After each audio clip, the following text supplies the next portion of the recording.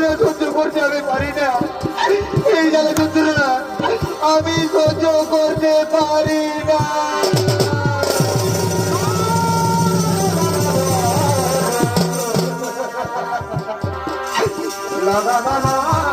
মাগো তুমি কেন বাবা, আমার কিচ্ছু হয়নি মা, আমি আমার কর্মের ফল ভোগ করছি মা, আমার কিচ্ছু হয়নি।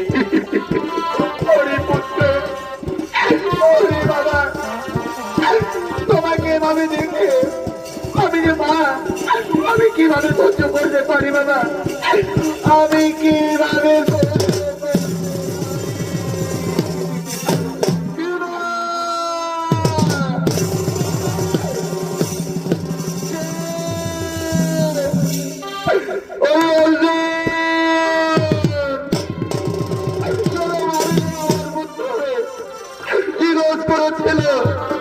আজকে আমার বল শূন্য করে দিয়েছে, আমি যে পারি না সহ্য করতে, চিরজ করে দিল আমার পুত্র। শোনো দেবী, তুমি কোনো চিন্তা করো, এ তোমার পুত্র পিতামহ ভীষ্ম তার পাপের প্রতিফল পেয়েছিলেন। তিনি পূর্বে জন্মে মহাপাপ কাজ করেছিল, তার জন্যই তিনি ঠিক সেই পাপেই উদ্ধার করলেন। তুমি আর কেন না, তুমি মহাধন্য যে পিতামহ ভীষ্মের মা হতে পেরেছ, জগৎ জননী মা গঙ্গা।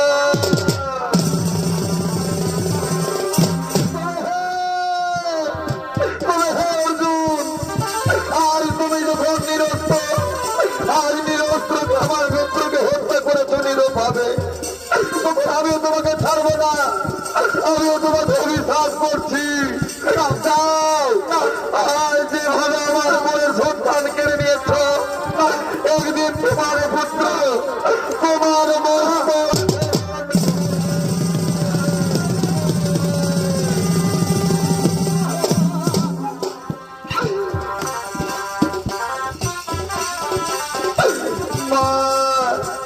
তুমি আমাকে এইভাবে তোমার অভিশাপ দিয়েন না, আমি যে কিছু বলতে পারলাম না, আমি যে মহাধর্ম